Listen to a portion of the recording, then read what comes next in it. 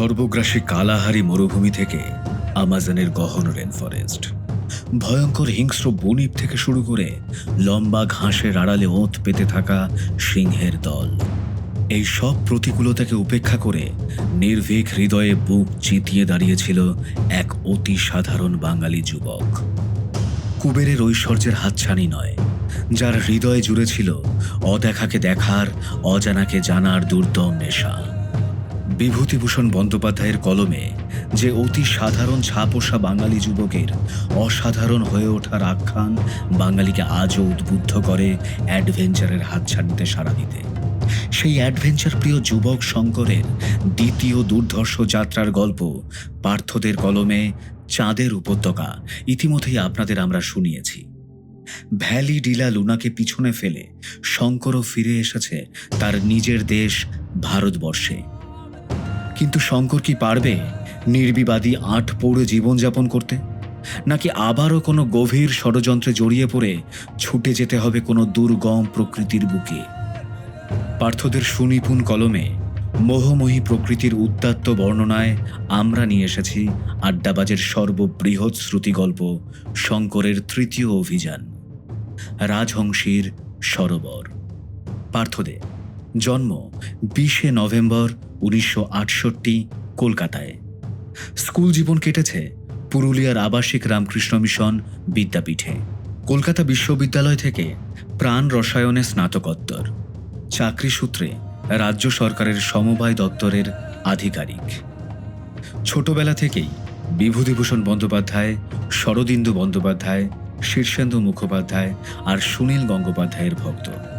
নিজে little magazine ও পত্রপত্রিকায় লেখালেখি করেছেন অনেক দিন। রবিবাসরীয় আনন্দবাজার পত্রিকায় 2008 সালে প্রকাশিত গল্প ফিল গুড গাড়ি বিশেষ প্রশংসিত হওয়ার পর আনন্দমেলা, 1920, দেশ, তথ্যকেন্দ্র, নন্দন, সোপান সহ বিভিন্ন পত্রিকা ও লিটল ম্যাগাজিনে গল্প প্রকাশিত হয়েছে।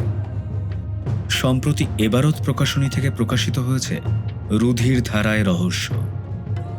বিভূতিভূষণ বন্দ্যোপাধ্যায়ের অমর সৃষ্টি চাঁদের পাহাড়ের সিকুয়েল হিসেবে লেখকের লেখা শঙ্করের দুঃসাহসিক অভিযানের দুটি উপন্যাস, চাঁদের উপত্যকা এবং রাজহংসীর সরোবর নিয়ে প্রতিভাস প্রকাশনী থেকে তার প্রথম বই প্রকাশিত হয়। এই সামগ্রিক উপস্থাপনায় সহযোগিতা করেছে অডিও ভিউ। গল্পের জন্য 221B হ্যারিসন রোড, হরতনের গোলাম, story with Ari, story of tomorrow Bangla YouTube channel. বিভিন্ন স্বাদের নতুন নতুন গল্প শুনতে চ্যানেলগুলি অবশ্যই সাবস্ক্রাইব করুন। লিংক এই গল্পের ডেসক্রিপশনে দেওয়া রইল। এখন আপনারা শুনবেন রাজহংসী সরোবর প্রথম পর্ব।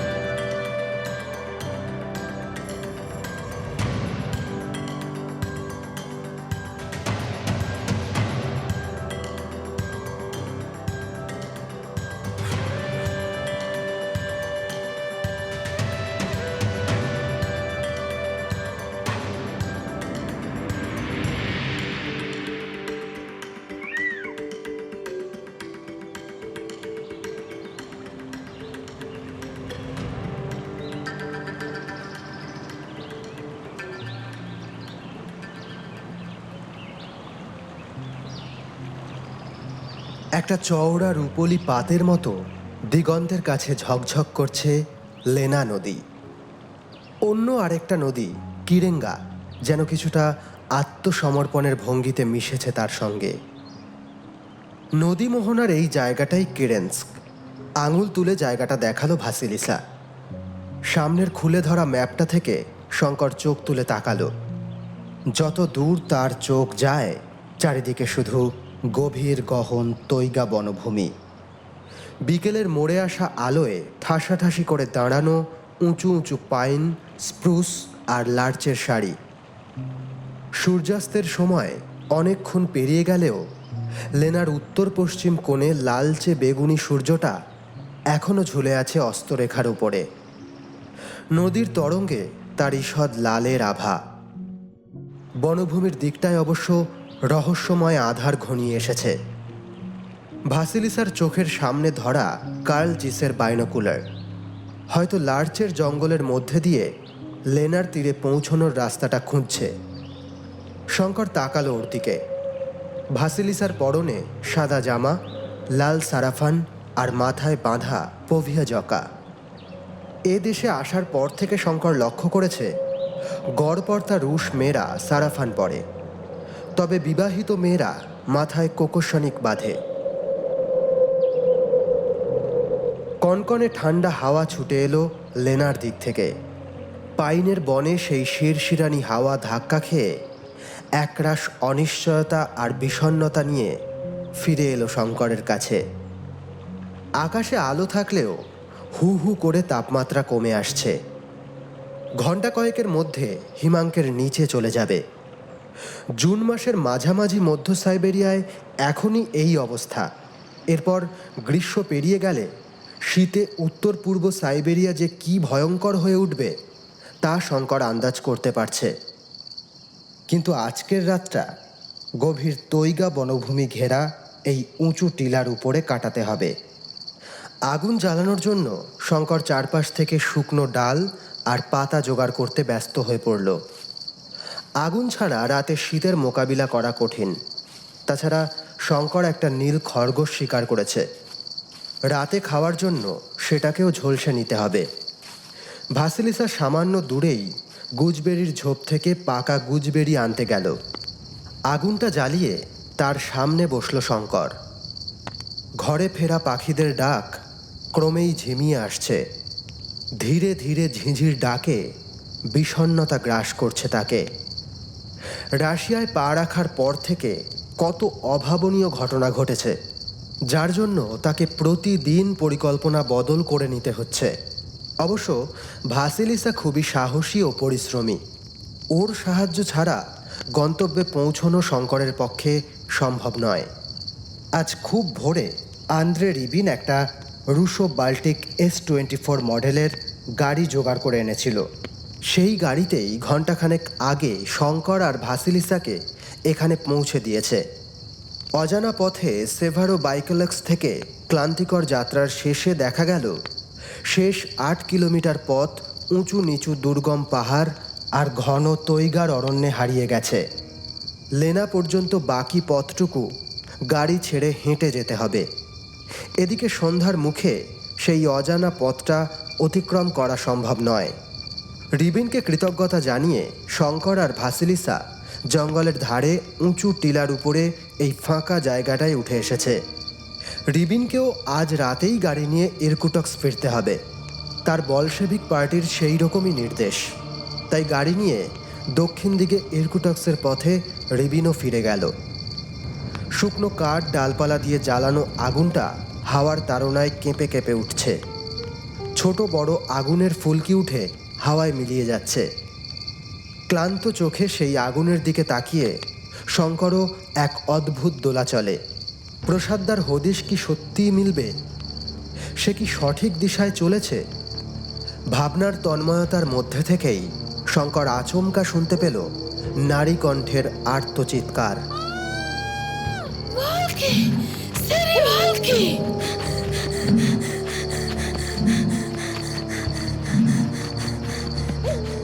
ভাসিলিসা চিৎকার করতে করতে লার্চের জঙ্গল থেকে বেরিয়ে আসছে। শঙ্কর উঠে দাঁড়িয়ে সেদিকে তাকাতেই চোখে পড়ল তিনটে ক্ষুধার্ত ধূসর নেকড়ে ভাসিলিসার পেছনে অন্তত 20 হাত তফাতে ছুটে আসছে। এমন হিংস্র জন্তু ভরা তৈগার জঙ্গলে ভাসিলিসাকে একা ছাড়া তার ঠিক হয়নি। ওকে বাঁচাতে শঙ্কর দ্রুত ছুটে গেল সেদিকে। মেয়েটার পায়ে চামড়ার বুট, দুহাতে সারাফান গোড়ালির উপরে তুলে ছুটে আসছে। প্রাণপণে দৌড়চ্ছে মেয়েটা। পেছনে নেকড়েগুলো গতি বাড়িয়ে মাঝখানের দূরত্ব কমিয়ে নিচ্ছে। এক্ষুনি মেয়েটা নেকড়েদের নাগালের মধ্যে এসে পড়বে। ভাসিলিসার কাছাকাছি এসে শঙ্কর বাড়িয়ে দিল হাতটা। মেয়েটাও শক্ত করে জাপটে ধরল শঙ্করের হাতটা।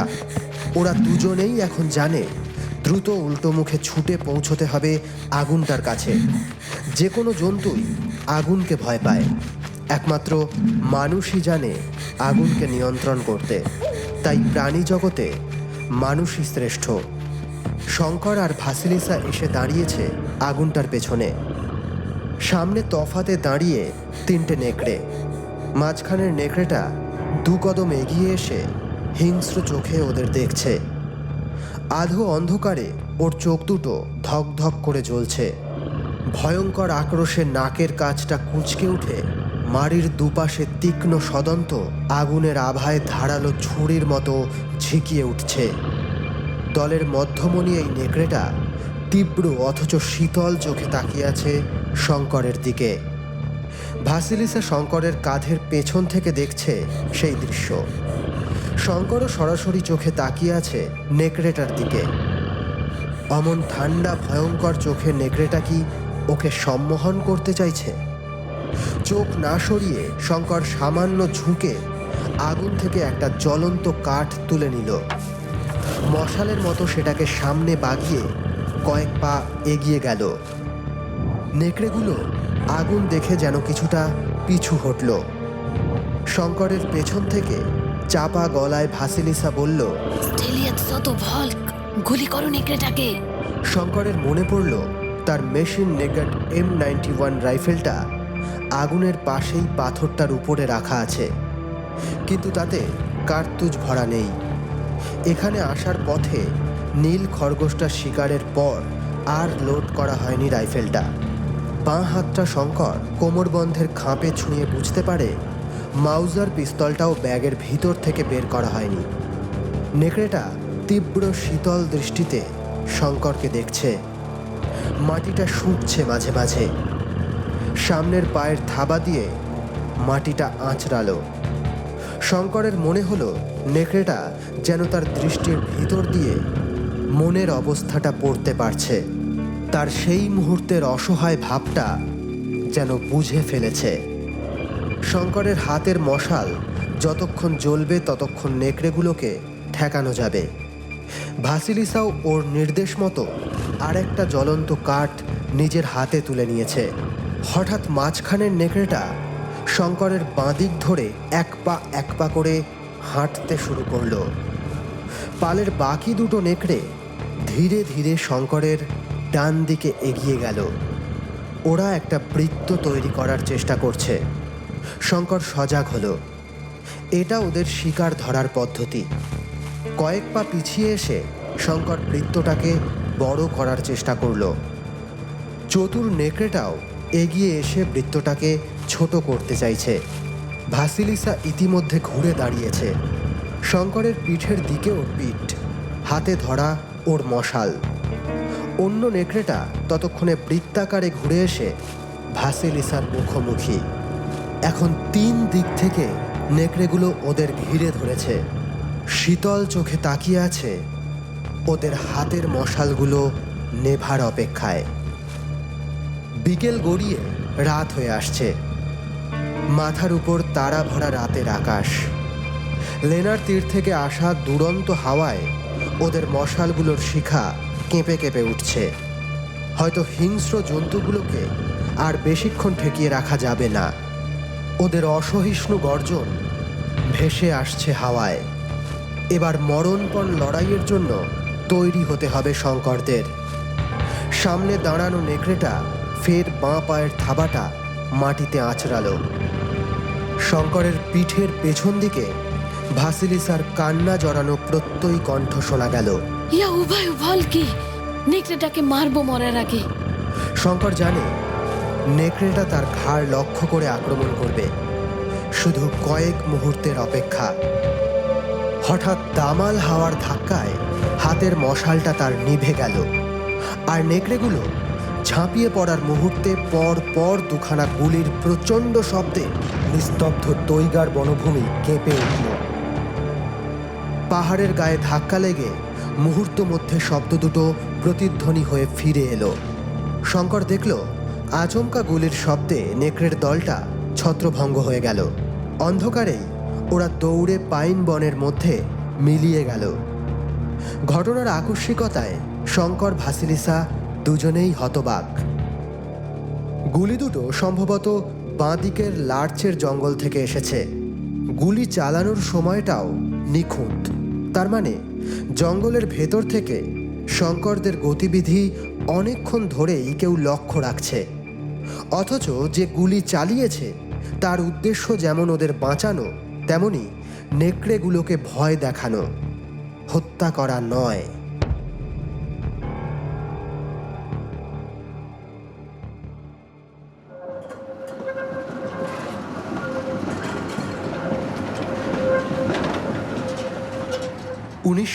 সালের ডিসেম্বর মাসের প্রথম সপ্তাহ। হাওয়ায় হালকা শীতের ছোঁয়া। বাঙালির জন্য একটা খুশির খবরও হাওয়ায় ভাসছে। 2 বছর আগে লর্ড হার্ডিঞ্জ দেশের রাজধানী কলকাতা থেকে দিল্লি সরিয়ে নেওয়ায় বাঙালির মন দুঃখে ভারাক্রান্ত হয়েছিল। এবছর নভেম্বরের শেষে আসা সুখবরটা সেই ক্ষতে প্রলেপ দিয়ে যেন বাঙালির মন প্রাণ জুড়িয়ে দিয়েছে। শঙ্কর একটা আদ্যির পাঞ্জাবি আর ধাক্কাপাড়ের ধুতি পরে ইতস্তত ঘুরে বেড়াচ্ছে। গায়ে জড়ানো দামি কাশ্মীরি শাল। রাজবল্লভ পাড়ার মাঠে রঙিন কাপড় দিয়ে বড় করে ম্যাড়াপ বাঁধা হয়েছে। সামনে উঁচু করে সাজানো মঞ্চ, সেখানে সাদা কাপড়ে ঢাকা টেবিলে ফুলের স্তবক। টেবিলের পেছনে আজকের সভার প্রধান আকর্ষণ সহ বিভিন্ন অতিথিদের বসার জন্য সাজানো চেয়ার। আজ উৎসবের মেজাজে বাঙালি সেই সুখবরটি যা বিশ্বের সাহিত্যের মানচিত্রে তাদের স্থান করে দিয়েছে তা প্রতিপালন করছে। জোড়াসাঁকোর মহর্ষি দেবেন্দ্রনাথের পুত্র রবীন্দ্রনাথ ঠাকুর, যিনি স্বনামে ধন্য, তিনি বিশ্বের সর্বোচ্চ সম্মান নোবেল পুরস্কারে ভূষিত হয়েছেন। বাঙালির এ বড় আনন্দের দিন। বঙ্গীয় সাহিত্য পরিষদের পৃষ্ঠপোষকতায় আজ শোভাবাজার সারস্বত সংঘ বিশ্বকবি রবি ঠাকুরের সংবর্ধনা সভার আয়োজন করেছে। শঙ্কর আজ সারাদিন ভারী ব্যস্ত। সারস্বত সংঘের কার্যনির্বাহী সম্পাদক সে। গত বছর ব্রাজিল থেকে ফিরে আসার পর ব্যবসায় তার ব্যস্ততা আরও বেড়েছে। এখন সে ব্রাজিল আর মালয়েশিয়া থেকে রাবার আমদানি করে, আর ঢাকা সহ রেঙ্গুন, মাদ্রাজ ও বিভিন্ন জায়গায় ধান, পাট ও চা রপ্তানি করে। তবে আজকের এই শুভ দিনটিতে শঙ্কর তার পোস্তার সেরেস্তাটি বন্ধ রেখেছে। খিদিরপুরের জাহাজঘাটার অফিসটির সারেং কুলিদেরও ছুটি দিয়েছে। কবি এখনও সংবর্ধনা সভায় এসে পৌঁছননি। আজ সন্ধ্যের মধ্যেই তার শান্তিনিকেতন থেকে কলকাতায় আসার কথা। মঞ্চের নিচে সামনের সারিতে বসে আছেন বিশিষ্ট গুণী মানুষেরা। জাস্টিস শারদাচরণ মিত্র, ব্রজেন্দ্রনাথ শীল, রামেন্দ্র সুন্দর ত্রিবেদীরা সামনের সারিতে সভাস্থল আলো করে বসে আছেন। অধ্যাপক জগদীশচন্দ্র বসু ও প্রফুল্লচন্দ্র রায়ও পৌঁছে যাবেন শিগগির। শঙ্করের নির্দেশ মতো সারস্বত সংঘের একটি তরুণ স্বেচ্ছাসেবক রূপোর রেকাবিতে করে যত্নে সাজা পান নিয়ে ঘুরছে অতিথিদের আপ্যায়নের জন্য। শঙ্করের কপালে ঈষৎ চিন্তার ভাঁজ। তার বাবা, মা এবং বোন ভগ্নিপতিদের এতক্ষণে সভাস্থলে চলে আসা উচিত ছিল। বাড়ি থেকে ঘোড়ায় টানা ফিটন চড়ে তাদের আসার কথা। গাড়ির কোচোয়ান বদরুদ্দিনকে সেই রকমই নির্দেশ দেওয়া আছে। সন্ধ্যে 6:30 নাগাদ কবিও এসে পড়লেন। সারস্বত সংঘের সভাপতি ধৈর্যটি প্রসাদ বন্দ্যোপাধ্যায় জোর হাতে বিশ্বকবিসহ অন্যান্য বিশিষ্ট অতিথিদের মঞ্চে স্বাগত জানালেন। বছর দশেকের একটি মেয়ে কবি ও অন্যান্য গুণীজনদের কপালে চন্দনের ফোঁটা দিয়ে আর মাল্যদান করে বরণ করে নিল। শঙ্কর মঞ্চের পাশে দাঁড়িয়ে সব কিছু নজর রাখছে। 3টি কিশোরী মেয়ে মঞ্চে উঠে এলো। ওরা কবির গানে কবি বন্দনা করবে। একটা সুন্দর সন্ধ্যা শুরু হয়েছে। রাজবল্লভ পাড়ার মাঠ আজ উৎসাহী বাঙালি দর্শকে কানায় কানায় পূর্ণ। ঔপনিবেশিক শাসনে পদানত বাঙালির জীবনে আজ বড় গৌরবের দিন। শঙ্করের হঠাৎ চোখে পড়ল দর্শক আসনের পেছন দিকে উদ্ভ্রান্ত বদরুদ্দিন যেন তাকেই খোঁজাখুঁজি করছে। মঞ্চ থেকে নেমে এলো সে। এতক্ষণে তাহলে তার পরিবারের সবাই এসে পৌঁছেছে। বদরুদ্দিনকে কিন্তু বেশ উৎকণ্ঠিত দেখাচ্ছে। শঙ্কর বদরুদ্দিনের সঙ্গে মাঠের বাইরে রাস্তায় এসে দেখে তার ফিটন গাড়িটি দাঁড়িয়ে আছে। সামনে দাঁড়িয়ে তার বাবা ভগ্নিপতি ও রামেশ্বর মুখুজ্জে। তিনজনের মুখেই উদ্বেগ স্পষ্ট। একটি মহিলা কণ্ঠে ফুঁপিয়ে কান্নার শব্দ ভেসে আসছে ফিটনের কোচটির ভেতর থেকে। জানলা দিয়ে মুখ বাড়াতেই শঙ্কর দেখে রামেশ্বর মুখুজ্জের স্ত্রী অঝরে কেঁদে চলেছেন। তার দুপাশে বসে শঙ্করের মা ও বোন তাকে সান্ত্বনা দিয়ে চলেছেন, মাথায় হাত বুলিয়ে দিচ্ছেন। শঙ্করকে দেখা মাত্র রামেশ্বর বাবুর স্ত্রী কান্নায় ভেঙে পড়ে বললেন, বাবা শঙ্কর, আমাদের বড় বিপদ বাবা, তুমি আমাদের বাঁচাও। শঙ্কর জিজ্ঞাসু চোখে তাকাতেই তিনি শাড়ির আঁচলে বাঁধা ভাঁজ করা একটি কাগজ এগিয়ে দিলেন। এই দেখো বাবা, তার এসেছে। ভাঁজ করা কাগজটা খুলে শঙ্কর দেখে একটা টেলিগ্রাম। বেশিরভাগ লেখা রুশ ভাষায়, এমনকি প্রেরকের নাম ও স্থানও। শুধুমাত্র 5টি শব্দ ইংরেজিতে, প্রসাদ ইন প্রিজন, কামসার। মাত্র এই কটা শব্দবন্ধের অভিঘাতে শঙ্কর হতভম্ব হয়ে গেল। ইতিমধ্যে রামেশ্বর বাবুর স্ত্রী ফের ডুকরে কেঁদে উঠলেন।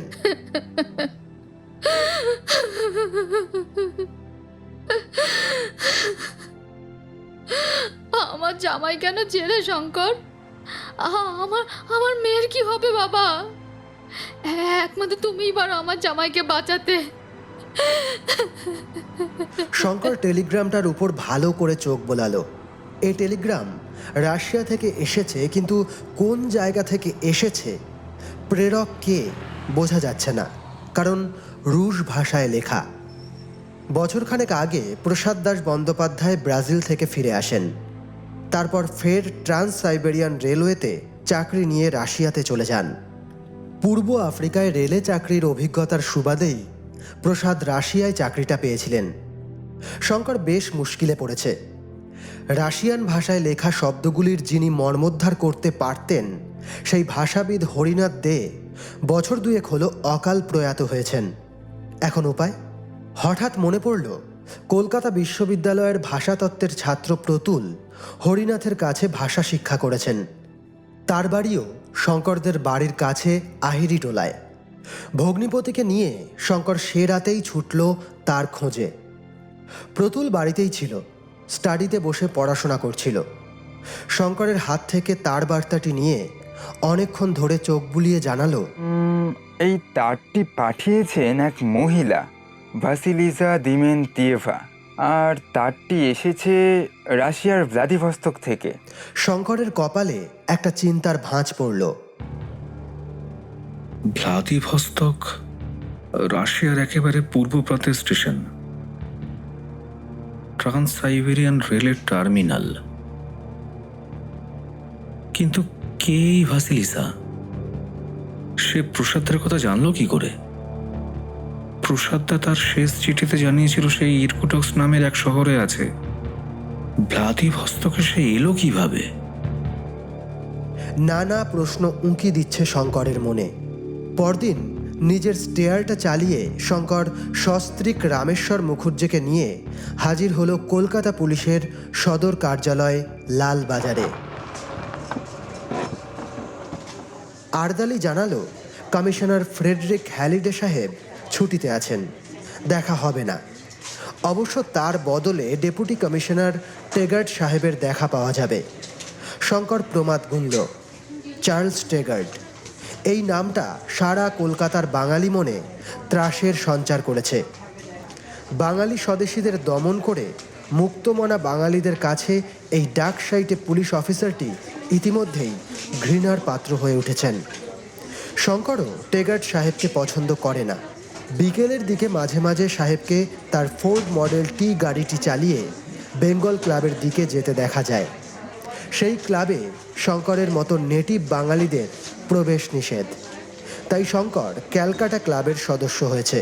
সেখানেই বিশিষ্ট শিল্পপতি স্যার রাজেন মুখার্জির ডিনারে একদিন চার্লস টেগার্টকে খুব কাছ থেকে দেখেছিল। ভয়ানক উন্নাসিক এই ইংরেজ পুলিশ অফিসারটি একটা সাক্ষাৎ প্রার্থীর চিরকুটে নিজের পরিচয় লিখে শঙ্কর আর্দালির হাতে দিয়ে সাহেবের ঘরে পাঠালো। আশ্বাস একটাই, কলকাতার বণিক মহলে তার একটা পরিচিতি আছে। খানিক বাদে ডাক এলো ঘর থেকে। সস্ত্রীক রামেশ্বর মুখুজ্জেকে সঙ্গে নিয়ে শঙ্কর টেগার্ট সাহেবের ঘরে প্রবেশ করল। সংক্ষেপে ঘটনার বয়ান করে টেলিগ্রামটি সাহেবকে দেখালো। সব কিছু ধীরে সুস্থে শুনে টেগার্ট সাহেব গম্ভীর গলায় বললেন, look Babu, I can help you. তুমি রাশিয়া যেতে পারো, আমি অ্যারেঞ্জ করে দিব। ইংল্যান্ডের সঙ্গে রাশিয়ার রিলেশন ভালো। Our king 5th George and tsar Nicholas two of Russia আর cousin brothers. And the most funny fact is that ওদের দুজনকে যমজ ভাইয়ের মতো দেখতে। কিন্তু বাবু, এখন সময় ভালো নয়। Germany is getting stronger and I smell war in the air. Shankar Tegart সাহেবের ঘর থেকে বেরোনোর সময় তিনি জনৈক রাদেন্সকি নামের এক রুশকে একটি হাত চিঠি লিখে দিলেন। ইনি রাশিয়ান এশিয়াটিক ব্যাংকের কলকাতা শাখার ম্যানেজার। লালদিঘির পশ্চিম দিকে জেনারেল পোস্ট অফিসের পাশের রাস্তা ধরে একটু এগিয়ে একটা দোতলা বাড়ির গায়ে সাইনবোর্ড ঝুলছে, রুশো এশিয়াটিক ব্যাংক, স্থাপিত 1896 সাল। শঙ্কর সিঁড়ি বেয়ে দোতলায় উঠে গেল। বাইরে লাঠি হাতে বসে এক বিহারি দারোয়ান। সোজা ভেতরে ঢুকে গেল শঙ্কর। জনার সাথে কর্মচারী বসে আছে। এক বাঙালি যুবক এগিয়ে এলো। অ্যাকাউন্ট খুলবেন? আপনার নামটা? না, আমি শঙ্কর রায়চৌধুরী। আমি একটু ম্যানেজার ভিক্টর রাদেন্সকির সঙ্গে দেখা করব। আসুন। ছেলেটি দুপা এগিয়ে ফের ঘুরে দাঁড়ালো। আচ্ছা, আপনি কি পূর্ব আফ্রিকা আর ব্রাজিল ঘুরে আসা সেই শঙ্করবাবু? আপনার লেখা সেই সাংঘাতিক অভিযানের কাহিনী পড়লাম তো উপেন্দ্র কিশোর বাবুর ওই নতুন ম্যাগাজিন সন্দেশে। ওটা সন্দেশে ছাপা হয়নি, শোভাবাজার সারস্বত সংঘের পত্রিকা সারস্বত সমাজে ছাপা হয়েছিল। শঙ্কর হেসে জানালো, যাই বলুন, আপনি কিন্তু সাংঘাতিক লোক মশাই। আমি তো আপনার ভক্ত হয়ে পড়েছি। ওহো, আমার পরিচয়টা তো দিইনি। আমার নাম মনীষী মুখোপাধ্যায়। আমি এখানকার অ্যাসিস্ট্যান্ট ম্যানেজার। আসুন, রাদেন্সকির সঙ্গে দেখা করবেন। প্রথম দর্শনে শঙ্করের রাদেন্সকিকে পছন্দ হলো না। লম্বা বলিষ্ঠ চেহারা, গায়ের রং ফ্যাকাশে সাদা, ব্রিটিশদের থেকেও ফর্সা বলা যায়। চোখে মুখে একটা সন্দিগ্ধ ভাব। তবে টেগার্ট সাহেবের চিঠি পড়ে রাদেন্সকির মুখের ভাব পরিবর্তন হলো। শঙ্করকে 3000 টাকা ভাঙিয়ে রাশিয়ান রুবেল দেওয়ার জন্য সহকারী ম্যানেজার মনীষীকে নির্দেশ দিল। ভ্লাদিভস্তকে থাকার বন্দোবস্ত করতে একটা হাত চিঠি লিখে দিল রুশ ভাষায়। শঙ্করকে রুবেল দেওয়ার সময় মনীষী জানালো সে আসলে বিজ্ঞানের ছাত্র। প্রেসিডেন্সি কলেজে প্রফুল্লচন্দ্র রায়ের শিক্ষকতায় রসায়নে স্নাতক হয়েছে। তবে বাড়ির আর্থিক অসচ্ছলতার কারণেই ব্যাংকের চাকরি করছে। তার ভবানীপুরের বাড়ির ঠিকানা দিয়ে জানালো যে ভবিষ্যতে কোনো প্রয়োজনে সে শঙ্করকে সাহায্য করতে পারলে কৃতার্থ বোধ করবে। কলকাতা বন্দর থেকে ভ্লাদিভস্তকের দূরত্ব ব্রাজিলের সুয়াপে বন্দরের দূরত্বের অর্ধেক বলা যায়, প্রায় 5800 নটিক্যাল মাইল। এদিকের পণ্যবাহী জাহাজগুলো বঙ্গোপসাগর দিয়ে দক্ষিণ দিকে আন্দামান ও নিকোবর দ্বীপপুঞ্জ পেরিয়ে মালাক্কা প্রণালী হয়ে দক্ষিণ চীন সাগরে প্রবেশ করে। সেখান থেকে আরও পূর্বে ফিলিপিন সাগর হয়ে জাহাজ উত্তর পূর্ব চীন সাগর দিয়ে এগিয়ে জাপান সাগরে ঢুকে পড়ে। শেষে জাপান সাগর ধরে উত্তর মুখে এগিয়ে রাশিয়ার বন্দর শহর ভ্লাদিভস্তকে পৌঁছয়। এই পথ পেরোতে জাহাজে দিন 25 সময় লাগে। মাসে একটাই রাশিয়ান জাহাজ কলকাতা আসে পাটজাত দ্রব্য নিতে। তবে বেশিরভাগ জাহাজ বঙ্গোপসাগর দিয়ে মাদ্রাজ বন্দর ছুঁয়ে চলে যায়। টেগার্ট সাহেবের সুপারিশে রাদেন্সকি কলকাতা থেকে এক পণ্যবাহী জাহাজেই শঙ্করের যাত্রার ব্যবস্থা করে দিল। জাহাজটার নাম মরস্কয় ভল্ক, সমুদ্রের নেকড়ে।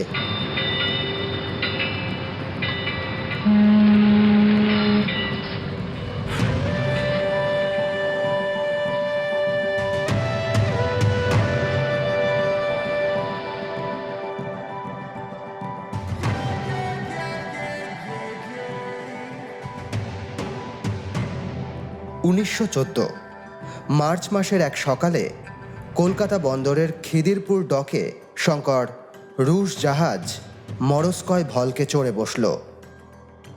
যাওয়ার আগে বন্দরে রুশ এশিয়াটিক ব্যাংকের কর্মচারী মনীষী এসে কিছু প্রয়োজনীয় অনুমতিপত্র দিয়ে গেল। জার শাসিত রাশিয়ায় প্রবেশের সময় এই কাগজপত্রগুলো লাগে। তাছাড়া শঙ্করের যাওয়ার আগের দিন ভ্লাদিভস্তকে ভাসিলিসার ঠিকানায় একটা তার পাঠিয়ে দিল সে। যাত্রার 7 দিনের মাথায় বিকেলের দিকে জাহাজ সিঙ্গাপুরে পৌঁছল। জাহাজের নাবিক সারেং বেশিরভাগ চীনা নয়তো কোরিয়ান। খুঁজে পেতেও শঙ্কর রুশ নাবিক দেখতে পেল না। সিঙ্গাপুরে আবার সারেং মাল্লাদের অনেকে নেমে গেল। নতুন কিছু নেভিগেশন ক্রু উঠে এলো জাহাজে। শঙ্কর দেখল জাহাজ বিকেলের আলো থাকতে এসে পৌঁছলেও মালপত্র ওঠানো নামানোর কাজ সূর্যাস্ত পর্যন্ত স্থগিত থাকল। রাত নেমে এলে বন্দরের কুলিরা মাল ওঠানো নামানো শুরু করলো, যেন তারা অন্ধকারের অপেক্ষায় ছিল। আবার পরদিন ভোরবেলা জাহাজ ছেড়ে দিল। জাহাজের লোকজনও যেন একটু এড়িয়ে চলে শঙ্করকে।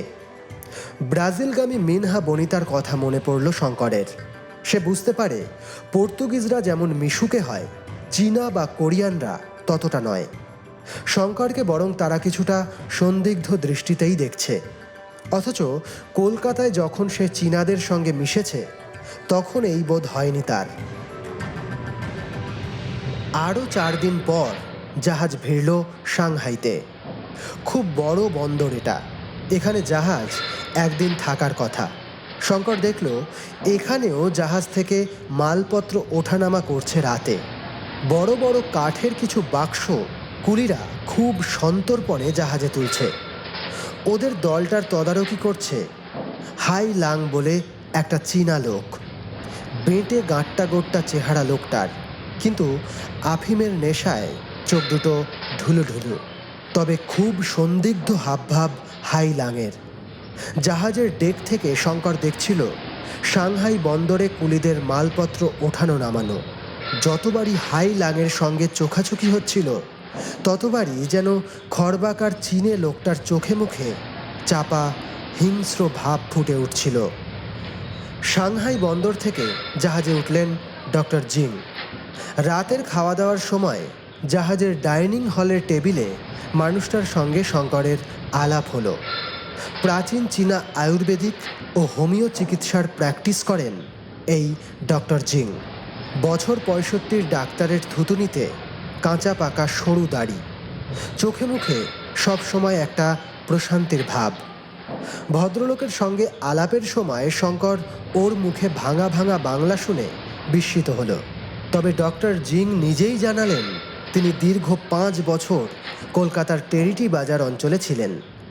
ধর্মতলা অঞ্চলে চীনা দেবতা গুয়ান ইউয়ের মন্দিরের চ্যারিটেবল ট্রাস্টে চিকিৎসা করেছেন। খুব অল্প সময়ের মধ্যেই ডাক্তারের সঙ্গে শঙ্করের বন্ধুত্ব হয়ে গেল। জ্ঞান বিজ্ঞানের জগতের প্রাচ্য ও পাশ্চাত্যের বহু খবর রাখেন তিনি। অকৃতদার এই মানুষটি আজীবন বিজ্ঞানের সাধনায় নিজের জীবনটিও উৎসর্গ করেছেন। শঙ্কর ডক্টর জিংয়ের কাছেই প্রথম বিস্ময় জড়িবুটি জিনসেংয়ের নাম শুনল। চীন, কোরিয়া ও রাশিয়ার সাইবেরিয়া অঞ্চলে এই জড়িবুটি প্রচুর গজায়। ইদানিং বিজ্ঞানসম্মতভাবে প্রচুর জিনসেং চাষ হচ্ছে এই সমস্ত অঞ্চলে। ভেষজ এই উদ্ভিদটির মূল থেকে নানা রকম ওষুধ তৈরি হয়। উত্তর পূর্ব প্রাচ্যে কথিত আছে জিনসেং অ্যাফ্রোডিসিয়াকের কাজ করে, যা মানুষের লিবিডো বাড়িয়ে শরীরে যৌবনের জোয়ার আনে। নাগাসাকি বন্দর থেকে জাহাজ কোরিয়ান বুসান হয়ে শেষে ভ্লাদিভস্তকের উদ্দেশ্যে যাত্রা করবে। নাগাসাকি বন্দর ছাড়ার পর সেদিন রাতে শঙ্করের কেবিনের দরজায় মৃদু টোকার শব্দে তার ঘুম ভেঙে গেল। শঙ্কর বালিশের তলায় রাখা ঘড়িটা বের করে দেখল রাত 1:30 বাজে। এত রাতে কে এলো? দরজার বাইরে কেউ চাপা ভয়ার্ত গলায় তার নাম ধরে ডাকছে। শঙ্কর, শঙ্কর, শঙ্কর। চেনা কণ্ঠস্বর শুনে শঙ্কর দরজা খুলে দিল। ঘরের মধ্যে হুড়মুড় করে ঢুকে পড়লেন ডক্টর জিং। তারা খাওয়া জন্তুর মতো উদ্বেগে ভরা অসহায় চোখ মুখ তার, কপালে বিন্দু বিন্দু ঘাম।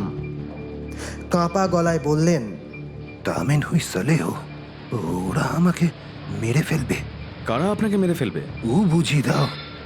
আমি জানি না, তবে টের পাচ্ছি আমাকে আমাকে কেউ নজর রাখছে। আমার কেবিনের চারপাশে কারা যেন সব সময় ঘোরাফেরা করছে। ডক্টর জিং বলতে বলতে শিউরে উঠছেন।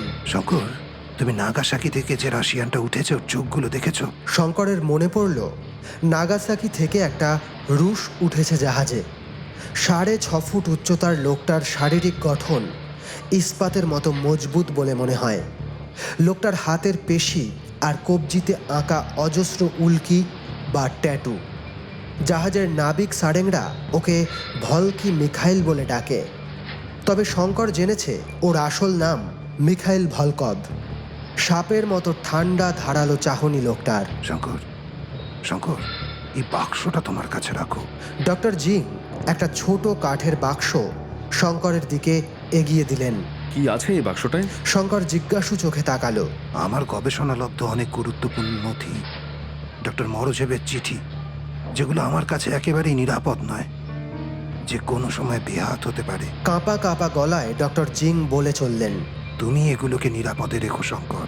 বাক্সটা সাবধানে রাখার আশ্বাস দিয়ে শঙ্কর ডাক্তারের হাত থেকে বাক্সটা নেয়।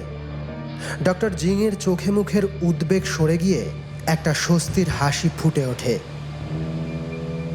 পরদিন বিকেলে জাহাজ বুসান বন্দরে পৌঁছয়। আবার জনা কয়েক সারেং অদল বদল হয়। আবার সন্ধ্যের মুখে মালপত্র ওঠানামা শুরু হয়।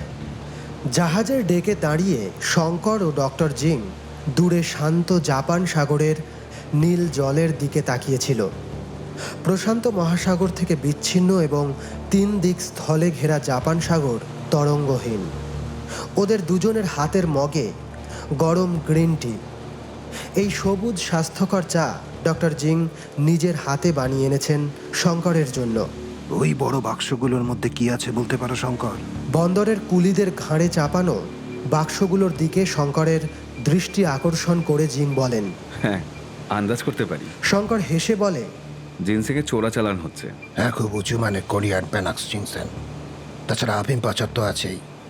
হাইসেন মানে সামুদ্রিক শসাও চোরাচালান হয়। শঙ্কর এর মধ্যে জাহাজে বেশ কয়েকবার সামুদ্রিক শসা অর্থাৎ সি কিউকাম্বারও খেয়েছে। রান্না করলে জিনিসটা খেতে মন্দ লাগে না, তবে সেটাও যে চোরাচালান হতে পারে তা তার ধারণার বাইরে। তাই জিজ্ঞাসু চোখে ডাক্তার জিংয়ের দিকে সে তাকায়। আসলে এই চোরাচালানের কারবারিরা সাংহাই, নাগাসাকি, বুসান, ভ্লাদিভস্তক অঞ্চলে অপারেট করে। আফিম আর জিনসেংই মূলত স্মাগলিং হয় এইসব ছোট বড় জাহাজগুলোয়। তবে সমুদ্রের উপকূলের অঞ্চলগুলোয় এলাকা দখল চলে নৌকা নিয়ে। সামুদ্রিক শসা, সিন্ধু ঘটক আর সমুদ্র শৈবাল শিকার করে চোরাচালানের মাধ্যমে। অনেকগুলো চোরাচালানকারী র্যাকেট এখানে সক্রিয়। বলতে বলতে ডক্টর জিংয়ের দু চোখে হঠাৎ আতঙ্ক ফুটে উঠল। শঙ্কর ঘাড় ঘুরিয়ে দেখল ডেকের অন্ধকার কোণ থেকে হাই লাং বেরিয়ে আসছে। লোকটা বিড়ালের মতো নিঃশব্দে চলাফেরা করে। এতক্ষণ যে সে অন্ধকারে দাঁড়িয়েছিল তা শঙ্কর টের পায়নি। ডক্টর জিং দ্রুত পায়ে নিজের কেবিনের দিকে ফিরে গেলেন। ঘুম ভেঙে সকালের স্নিগ্ধ আলোয় শঙ্কর জাহাজের ডেকে এসে দাঁড়িয়েছিল। শান্ত জাপান সাগর থেকে একটা স্নিগ্ধ হাওয়া বইছে।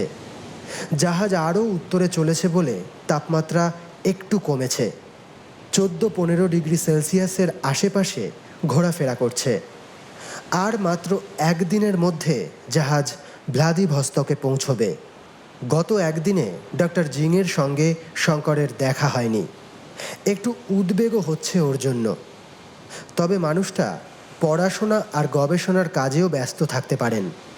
ডেকের ক্রু মেম্বারদের মধ্যে দৈত্যাকার রুশটাকে দেখে শঙ্কর বলল, ডক্টর জিনকে দেখছি না, উনি কোথায় গেলেন? ভলকি মিখাইলের মুখে একটা ক্রূর হাসি ফুটে মুহূর্তেই মিলিয়ে গেল। ইয়া দেলায়ুশ্রী রাওয়াতু, আমি শুধু আমার নিজের কাজ করি। দাঁতে দাঁত ঘষে মিখাইল বলল, বিশ্ব সংসারের খোঁজ আমি রাখি না। স্বার্থপর রাশিয়ানটার কাছ থেকে সরে এসে শঙ্কর ডেকে এসে দাঁড়ালো। তার কপালে একটা চিন্তার ভাঁজ।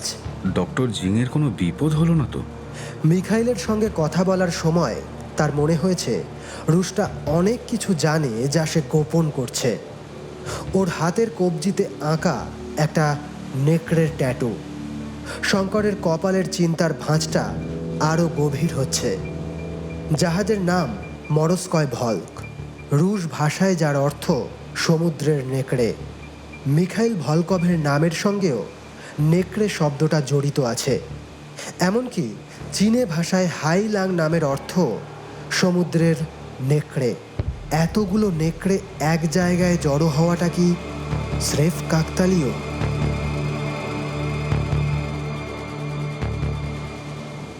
জলতয় রোগ মানে শৃঙ্গাকার গোল্ডেন হর্ন উপসাগরকে ঘিরে বহু দূরে দিগন্ত রেখার কাছে স্থলভূমি। ওখানেই ভোরের মিহি কুয়াশার ভিতরে মিশে আছে ভ্লাদিভস্তক বন্দর।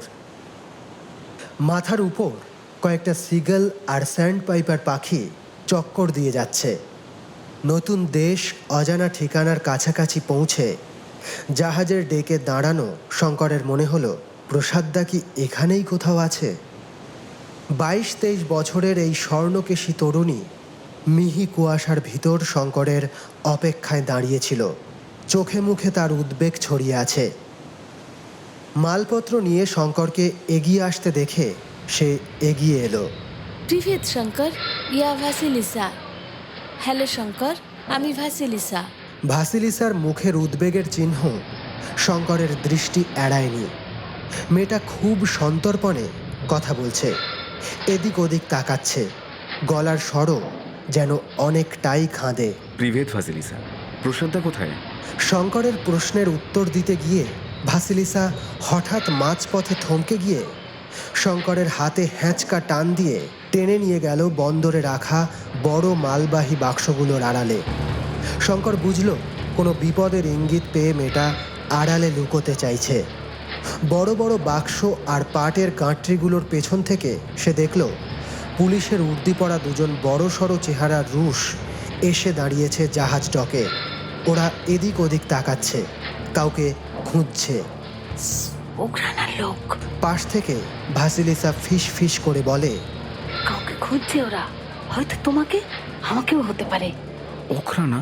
ওখরানা কি? জারের পুলিশ, গুপ্তচর সংস্থা।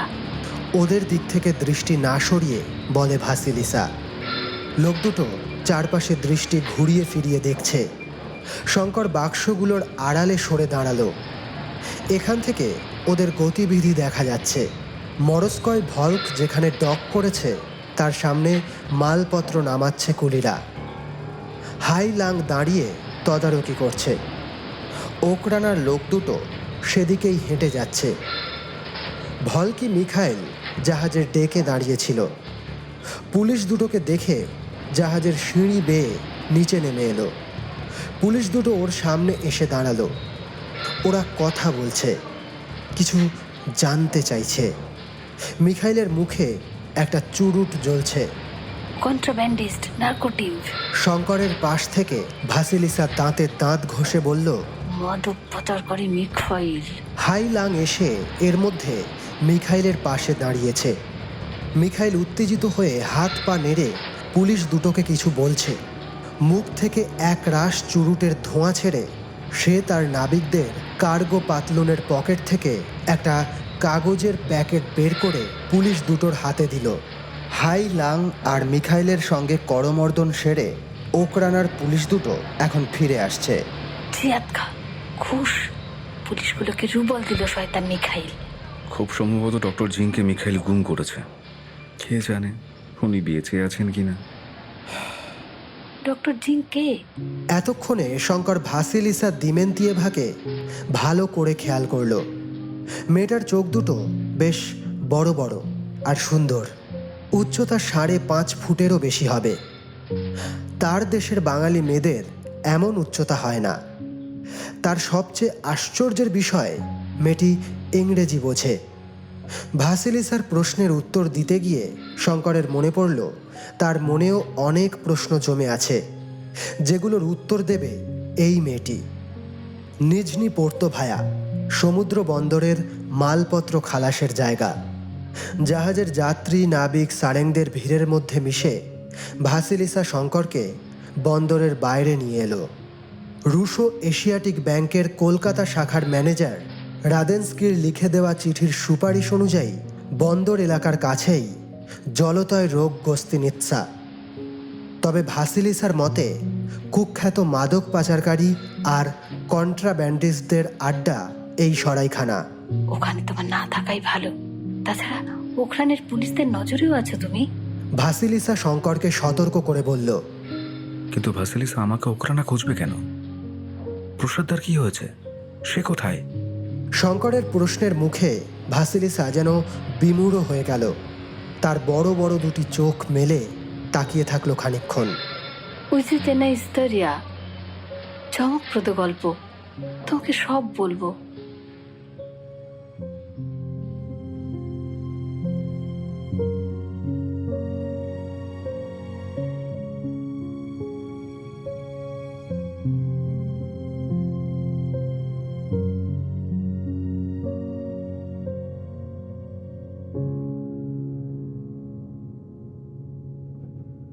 আমার বাবা ইগার দিমেন্তিয়েভ, প্রাভদার সাংবাদিক।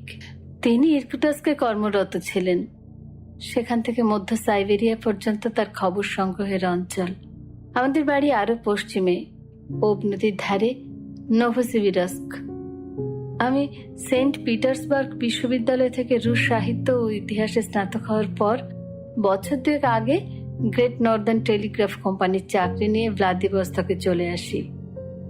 বাবা আর আমি দুজনেই চাকরির সূত্রে বাইরে থাকায় নোভোসিবিরস্কের বাড়িতে মা ছোট ভাই পাভেলকে নিয়ে থাকেন। প্রসাদ, অর্থাৎ তোমার দাদা, ট্রান্স সাইবেরিয়ান রেলের চাকরির সূত্রে ইরকুটাস্কেই কর্মরত ছিলেন। উনি রেলের সিগন্যাল ডিভিশনের অ্যাসিস্ট্যান্ট কন্ট্রোলার। মাত্র কয়েকদিনের আলাপেই প্রসাদ আমার বাবার বিশেষ বন্ধু হয়ে ওঠেন। ওকে আমি 2-3 বার দেখেছি। একবার নোভোসিবিরস্কের কাছে আমাদের গ্রামের বাড়িতে বেড়াতে এসেছিলেন। আমি ওকে স্তারসি ব্রাত, মানে বর্দা বলে ডাকতাম। এই পর্যন্ত বলে ভাসিলিসা থামল। ওর ঘরের হেঁসেলে একটা সামোভারে জল গরম হচ্ছিল। ও সেদিকে গেল। শঙ্কর জানলার বাইরে তাকালো। ভ্লাদিভস্তকে সন্ধে ঘনিয়ে আসছে। দূরে গোল্ডেন হর্ন বা জলতয় রোগের উপসাগরীয় বাঁকটার আভাস চোখে পড়ছে। রুশকি দ্বীপের দিক থেকে একটা ঠান্ডা হাওয়া বইছে। কে জানে প্রসাদ দাস বন্দ্যোপাধ্যায় এখন কোথায় আছেন? শঙ্কর ঈষৎ অন্যমনস্ক হয়ে ভাবে। ভাসিলিসা হেসেল থেকে 2 কাপ চা আর কিছু কুকিজ নিয়ে এসে টেবিলে রাখল। শঙ্কর একটা কাপ তুলে নেয়।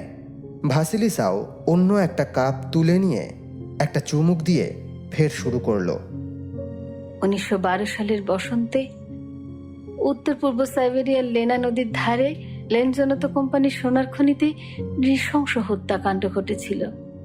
এই জয়েন্ট স্টক কোম্পানির অংশীদারদের মধ্যে রাশিয়ার সম্রাজ্ঞী মারিয়া ফিয়োদরভনা সহ আরো বড় বড় লোক আছেন। অথচ সোনার খনির শ্রমিকদের অতিরিক্ত শ্রমদানের পরেও মাইনে খুব কম ছিল। কাজের পরিবেশও ছিল অস্বাস্থ্যকর। সে বছর মার্চ মাস থেকেই শ্রমিকরা তাদের দাবি দাওয়া নিয়ে আন্দোলন চালাচ্ছিল। আমার বাবা ইগর দিমেন্তিয়েভ শ্রমিকদের আন্দোলনের বিষয়টা নিয়ে প্রাবদায় তখন নিয়মিত প্রতিবেদন লিখতেন। শ্রমিকদের প্রতি সহমর্মিতা দেখানোর জন্য তিনি জার প্রশাসনের চক্ষুশূল হয়ে উঠেছিলেন। ওই বছর এপ্রিল মাসে আন্দোলন তীব্রতর করতে শ্রমিকরা যখন ধর্মঘট করলেন, তখন নাদেজদিনস্কি সোনার খনির কাছে ধর্মঘটি শ্রমিকদের মোকাবিলা করতে জার প্রশাসন সামরিক বাহিনী পাঠালো। সেই সংঘর্ষে সেনাবাহিনীর গুলিতে প্রায় 300 জন নিরস্ত্র শ্রমিক মারা গেল। এই ঘটনার তীব্র প্রতিবাদে জারের প্রশাসনকে তীব্র আক্রমণ করে আমার বাবা প্রাবধায় কয়েকটি প্রতিবেদন লেখেন, যার ফলস্বরূপ তাকে গ্রেপ্তার করা হয়। ভ্লাদিমির লেনিন ও চতুর্থ দুমার কয়েকজন প্রভাবশালী নেতার সুপারিশে মাসখানেকের মধ্যে আমার বাবা জেল থেকে ছাড়া পান। 1912 সালের শ্রমিক হত্যাকাণ্ডের পর ওই খনি অঞ্চল পরিত্যক্ত হয়। লেনজলতো কোম্পানি ও লেনা অববাহিকা থেকে ব্যবসা গোটাতে থাকে। পরের ঘটনা এবছর গোড়ার দিকে। এবছর জানুয়ারি মাস নাগাদ হাড় কাঁপানো ঠান্ডা পড়েছিল।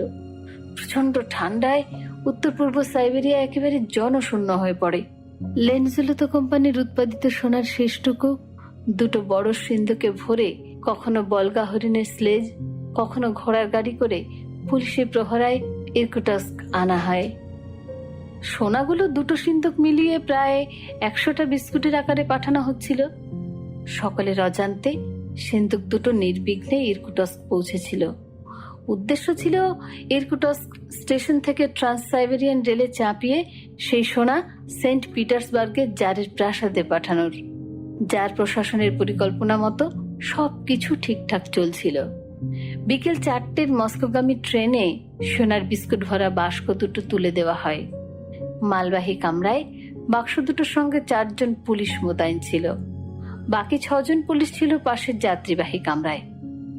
ট্রেনটা বিকেল 4:30 নাগাদ 25 কিলোমিটার দূরে পরের স্টপ আঙ্গার্স্ক পৌঁছানোর কথা, কিন্তু আধ ঘন্টা দেরিতে প্রায় 5টা নাগাদ ট্রেন যখন আঙ্গার্স্ক পৌঁছয় তখন ট্রেনের চালক জানায় মেগেট ছাড়ার পর হঠাৎ লাল সিগন্যাল দেখে সে গাড়ি থামায়। শীতকালে অনেক সময় এরকম হয়। অধিক তুষারপাতের জন্য রেল লাইন বরফের তলায় চাপা পড়ে যায়। তখন রেলকর্মীরা বরফ সরিয়ে লাইন সাফ করে। প্রায় মিনিট 25 পর সিগন্যাল সবুজ হলে আবার গাড়ি ছাড়ে। এই সময় সিন্ধুকের সোনা সুরক্ষিত আছে কিনা খোঁজ নিতে গিয়ে দেখা যায় দুটো সিন্ধুকই সোনার বিস্কুট শুদ্ধ ওধাও। কেউ বা কারা পাহারায় থাকা 4 জন পুলিশকে খুন করে গেছে। স্থানীয় বলশেভিক নেতা সহ বেশ কিছু রেলকর্মীকে ধরপাকড় শুরু হয়। স্তারসি ব্রাত, প্রসাদ আর আমার বাবাকে ওরা গ্রেপ্তার করে। জারের প্রশাসনের বদ্ধমূল ধারণা হয় এটা বলশেভিক বিপ্লবীদের কাজ। শঙ্কর খেয়াল করে বলতে বলতে ভাসিলিসার চোখ দুটো সজল হয়ে উঠেছে। ভাসিলিসা বলল, ঘটনার সময় আমি ভ্লাদিভস্তক ছিলাম। ঘটনার 3 দিন পর আমার বাবার বন্ধু বলশেভিক পার্টির সদস্য আন্দ্রে রিভিন এখানে এসে সমস্ত ঘটনা জানায়। আমি রিভিনের সঙ্গে ইরকুটস্ক ফিরে যাই। সেখানে পরদিন ঘটনায় গ্রেপ্তার হওয়া 8 জনের সঙ্গে প্রসাদ ও আমার বাবাকে কোর্টে তোলা হয়। প্রত্যক্ষ বা পরোক্ষভাবে পুলিশ খুনে যুক্ত থাকা, ডাকাতি এবং দেশদ্রোহিতার জন্য আইনের যে ধারাগুলি আছে সেগুলি ওদের বিরুদ্ধে প্রয়োগ করা হয়। উকিলের সওয়ালের সময় প্রসাদ বারবার বলেছিল তার কাছে সেদিন সিগন্যাল ডিভিশনের বড় কর্তার লিখিত নির্দেশ এসেছিল যে রেলের ট্রাকে বরফ থাকার জন্য সিগন্যাল লাল করতে হয়। অথচ তদন্তকারী পুলিশ নাকি সেরকম কোনো লিখিত নির্দেশ খুঁজেই পাননি। মামলার শেষে সেদিনই বিচারক একটি তদন্ত কমিটি গঠন করেন। তবে কমিটির রিপোর্ট না পাওয়া পর্যন্ত 8 জন অভিযুক্তকেই অনির্দিষ্টকালের জন্য জেলে পাঠানো হয়। বিচার শেষে কোর্ট চত্বরে আমি প্রসাদ ও আমার বাবার সঙ্গে দেখা করি। তখন স্তারসি ব্রাত আমাকে ইন্ডিয়ায় তার বাড়ির ঠিকানা দিয়ে টেলিগ্রাম করতে বলে। তখনও জানতাম না ওদের সঙ্গে সেই শেষ দেখা। তারপর থেকে আর ওদের দেখা পাইনি। ওদের কোন জেলে রাখা হয়েছে তাও আমাকে জানতে দেওয়া হয়নি। ভাসিলিসার গল্পটা খুব মন দিয়ে শুনছিল শঙ্কর। এই পর্যন্ত শোনার পর তার মনোসংযোগ ব্যাহত হলো। হতাশ গলায় বলল, তার মানে প্রসাদদা আর ইগর দিয়েন্তিয়েভ কোথায় আছে তা এখনো অজানা? ভাসিলিসা মৃদু হ্যাঁ সূচক ঘাড় নাড়ে। আন্দ্রে রিপেন নিশ্চয়ই জানবেন ওরা কোন জেলে আছেন। ভাসিলিসা ওর সমস্ত উৎসাহ নিভিয়ে দিয়ে বলে, না, রিভিনও জানে না। তবে উনি একটা সূত্র দিয়েছেন। সূত্র মানে ক্লু?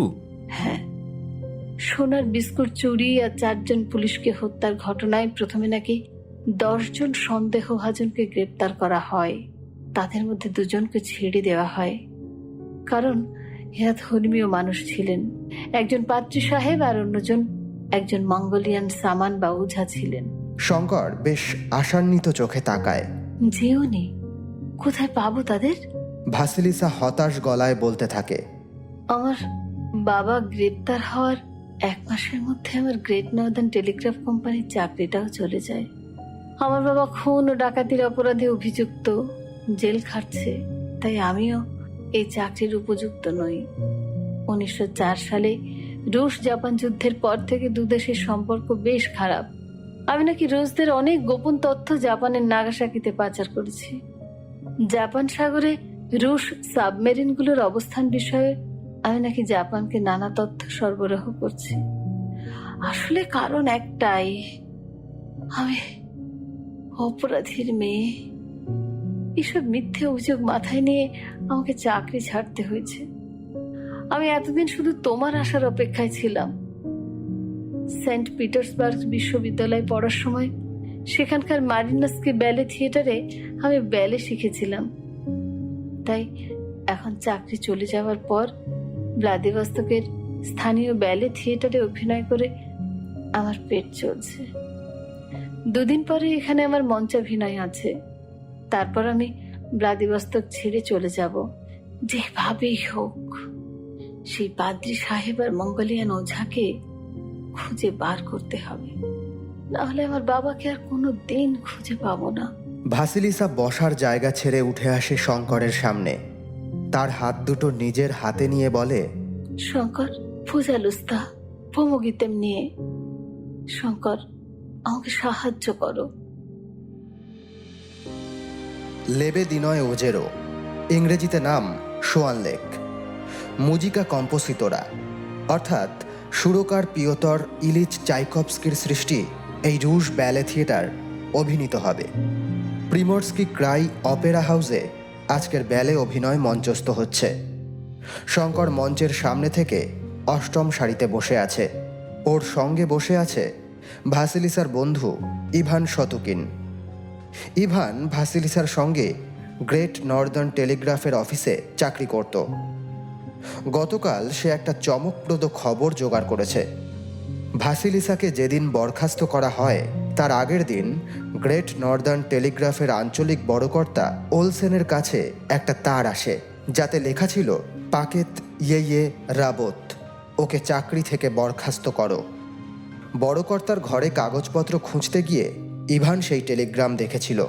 তারটা এসেছিল ইরকুটস্ক থেকে। প্রেরকের নামের জায়গায় লেখা ছিল রোসোমাখা। শঙ্কর ইভানকে প্রশ্ন করে, কে এই রসমাখা? রোসোমাখা কোনো মানুষ নয়, নেকড়ে আর ভাল্লুকের মাঝামাঝি ভয়ঙ্কর হিংস্র এক জন্তু। ইংরেজিতে যাকে বলে ওই উলভারিন। তার মানে এই ছদ্মনামের আড়ালে যে আছে সে আরো ভয়ঙ্কর লোক। শঙ্কর চিন্তিত মুখে বলে। অন্ধকার অপেরা হলে ধীরে ধীরে পর্দা উঠছে। দর্শক আসন পরিপূর্ণ।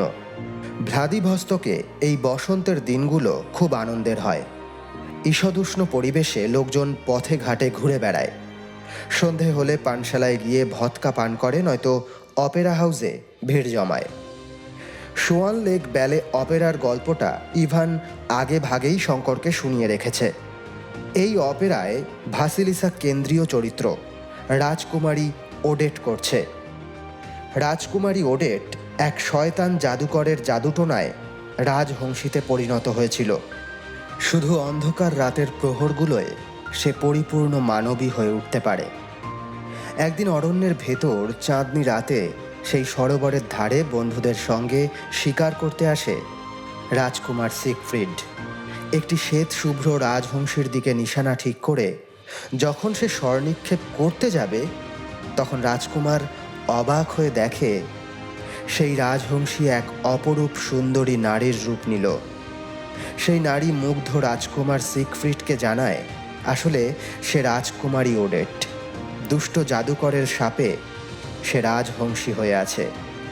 একমাত্র নির্মল হৃদয়ের কোনো পুরুষ যদি তাকে ভালোবাসে, তবেই সে আবার নারী জন্ম ফিরে পাবে।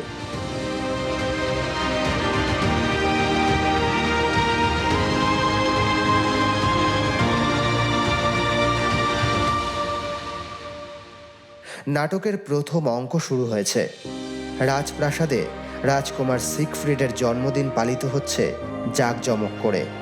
রাজকুমারের মা তাকে মনে করিয়ে দিচ্ছেন যে যুবরাজ সিগফ্রিড এবার রাজধর্ম পালনের জন্য উপযুক্ত হয়ে উঠুন। পরদিন তার স্বয়ম্বর সভায় তিনি তার পছন্দসই উপযুক্ত রাজকন্যাকে বিবাহ করুন। এখন থেকে সিগফ্রিডের ছন্নছাড়া জীবনযাপন চলবে না, তাকে রাজ্য পরিচালনার ভার নিতে হবে।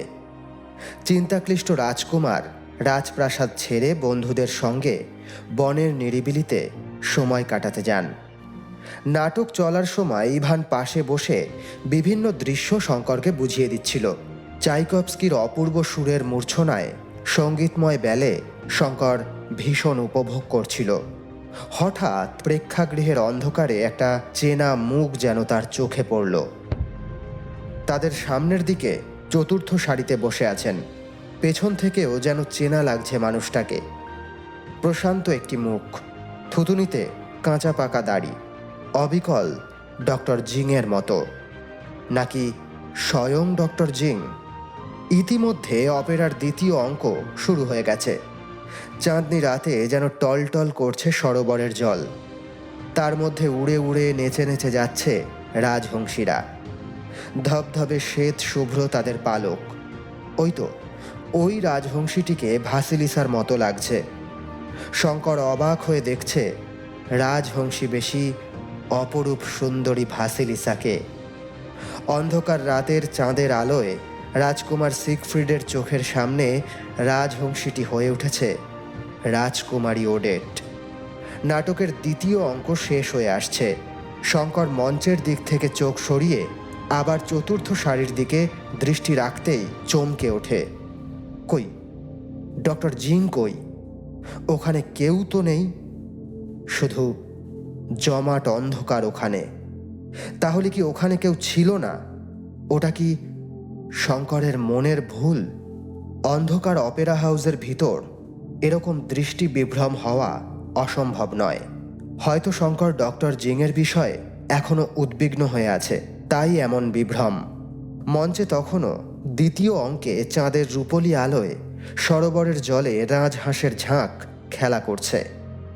রাজকুমারী ওডেট চায় তার অভিশপ্ত হংসী জীবন মুছে যাক। নির্মল মনের কোনো পুরুষের প্রেমে সে আবার মানবী হয়ে উঠুক, তার নারী জন্ম সার্থক হয়ে উঠুক। চাঁদনি রাতে রাজকুমার সিগফ্রিডও চায় তার প্রেম নিবেদন করতে ওডেটকে, তাকে শাপ মুক্ত করে ফের মানবী করে তুলতে চায়। কিন্তু এমন সময় সরোবরের ধারে আসে সেই দুষ্ট জাদুকর। সে রাজকুমার সিগফ্রিডের সঙ্গে রাজকুমারী ওডেটের মিলন চায় না। বারবার সে সরোবরের স্থির জল তরঙ্গায়িত করে তোলে। অশান্ত রাজহাঁসেরা ওড়াউড়ি শুরু করে, ডানা ঝাপটাতে থাকে। অস্থির সেই পরিবেশে রাজকুমার তার ভালোবাসার প্রতিশ্রুতি নিয়ে কাঙ্ক্ষিত রাজহংসীরূপী ওডেটের কাছে পৌঁছতে পারে না। রাজকুমার তখন তীর ছুঁড়ে জাদুকরকে হত্যা করতে চায়। রাজকুমারী ওডেট কিন্তু জাদুকরকে আড়াল করে দাঁড়ায়, কারণ সে জানে জাদুকরের মৃত্যু হলে তার শাপ মুক্তি ঘটবে না। তার শাপ মুক্তির জন্য প্রয়োজন রাজকুমার সিগফ্রিডের খাঁটি ও অটুট প্রেমের প্রতিশ্রুতি। জাদুকরের অবাঞ্ছিত মৃত্যু নয়। শঙ্করের চোখ বারবার চতুর্থ সারির দর্শকের দিকে চলে যায়। থিয়েটার হলের ভেতরকার অন্ধকারে ইতস্তত ঘুরে বেড়ায়।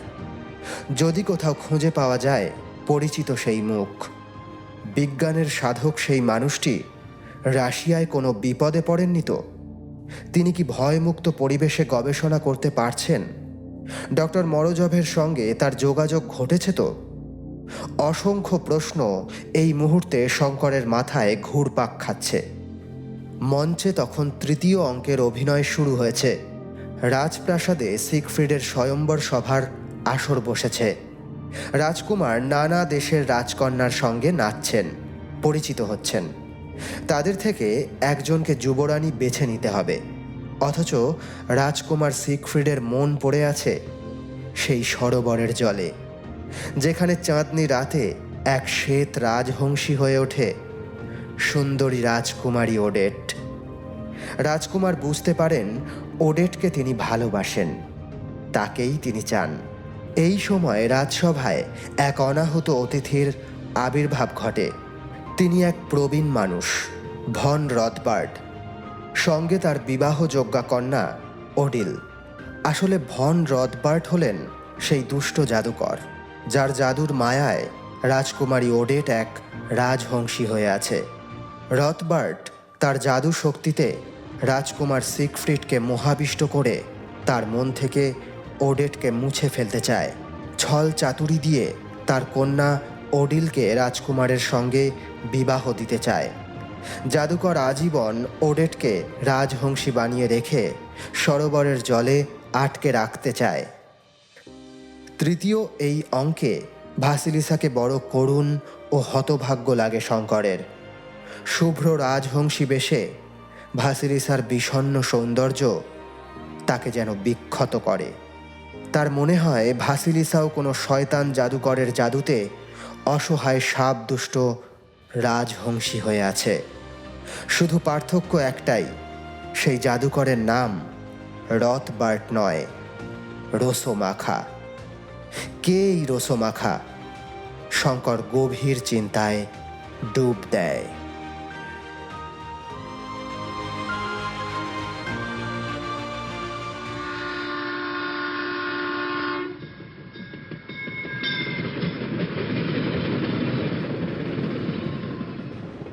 ট্রেনের কামরায় বসা এক প্রৌঢ় রুশ কোমারসান্ট পড়ছে অন্তত 3 দিন আগের খবরের কাগজ। মস্কো থেকে প্রকাশিত কাগজগুলো এদিকে একটু দেরিতেই পৌঁছয়। শঙ্কর উল্টো দিকে বসে কোমারসান্টের পাতাটা দেখছিল, যার দ্বিতীয় নিকোলাসের একটা বড় ছবি জ্বলজ্বল করছে। খবরের কাগজ হাতে প্রৌঢ় মানুষটি পাশে বসা দুটি মঙ্গল ছোকরাকে দেশের খবর বলছেন। শেষ বলকান যুদ্ধে বুলগেরিয়ার উত্থানের পর রাশিয়া দেশটিকে একটু সমীহের চোখে দেখছে। তবে তুরস্কের অটোমান সাম্রাজ্যের হারটাও যেন সেন্ট পিটার্সবার্গকে কিছুটা স্বস্তিতে রেখেছে। দেশের প্রতিরক্ষা ব্যবস্থা আর রেল পরিষেবাকে আরও উন্নত করার জন্য যার নিকোলাস 1 লক্ষ রুবেল বরাদ্দ করেছেন। শঙ্কর ইদানিং রুশ ভাষাটা একটু একটু বুঝতে পারে। প্রৌঢ় ঢিলে ঢালা জামার পকেট থেকে একটা বোতল বের করে এক চুমুক সামোগান খেয়ে বলল, দেশের লোক ভালো করে খেতে পাচ্ছে না, আর বেটা প্রতিরক্ষায় টাকা দিচ্ছে। কতবার আমুর আর লেনার বন্যায় চাষের কত ক্ষতি হলো, আমার ক্ষেতের সব গম নষ্ট হয়ে গেল।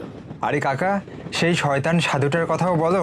পাশে বসা একটা মঙ্গল ছোকরা বলে উঠল, ভণ্ড সাধুটা তো এখন রানীর নয়নের মণি হয়ে উঠেছে। শঙ্কর আর চোখে ভাসিলিসার দিকে তাকালো। চলন্ত ট্রেনের জানলার বাইরে তাকিয়েছিল সে। মুখ ফিরিয়ে হেসে বলল, ওরা গ্রিগরি রাজপুতিনের কথা বলছে।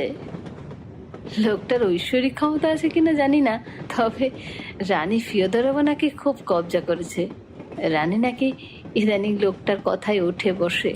শঙ্কর ফের রেল কামরার ভিতরটায় চোখ বোলালো। বেশিরভাগ যাত্রী নিম্ন বা মধ্যবিত্ত রুশ পরিবারের, কৃষক, কারখানা শ্রমিক, স্কুলের মাস্টার। ভ্লাদিভস্তক থেকে ট্রেনটা যাবে নোভোসিবিরস্ক।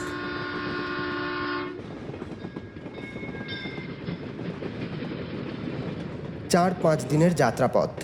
ট্রান্স সাইবেরিয়ান রেলপথে সব ট্রেন ওদিকের প্রান্তিক স্টেশন মস্কো যায় না। কোনোটা ইরকুটস্ক, নোভোসিবিরস্ক, পার্ম অথবা ইয়েকাতেরিনবার্গ পর্যন্ত যায়।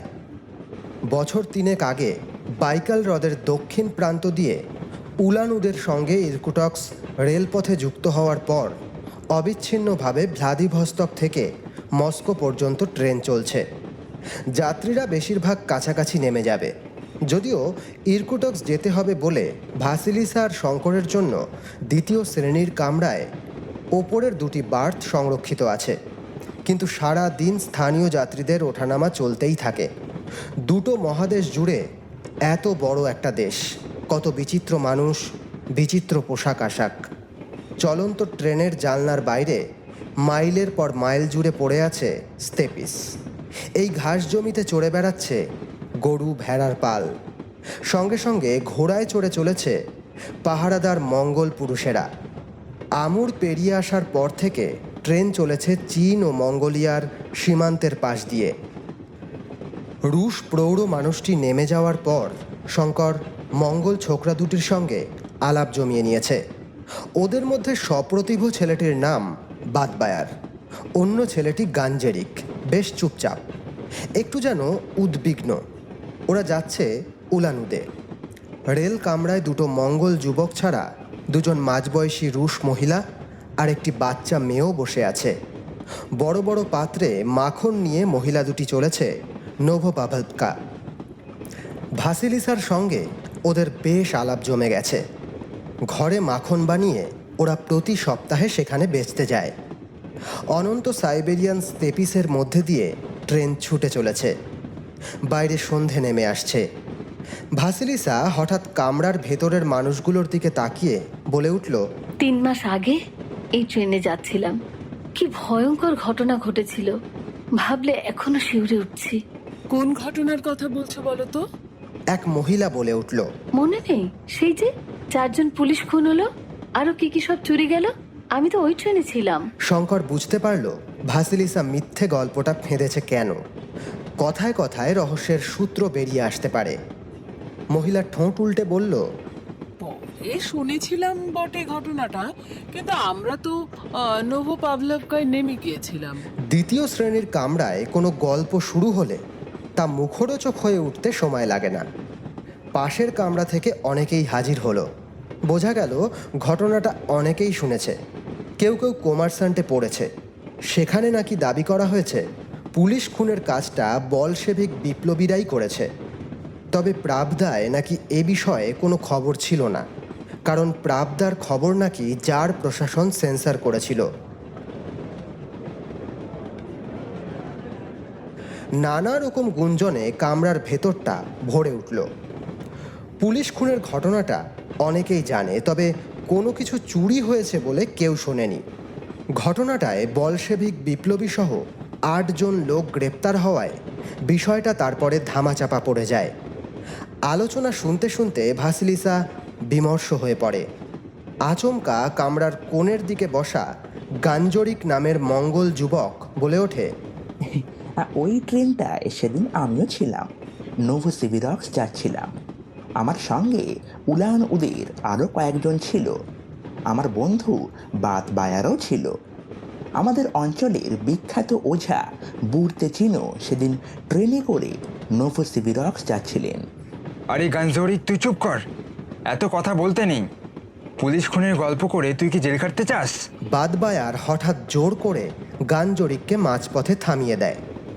গাঞ্জরিক চুপ করে যেতেই শঙ্কর চেপে ধরে।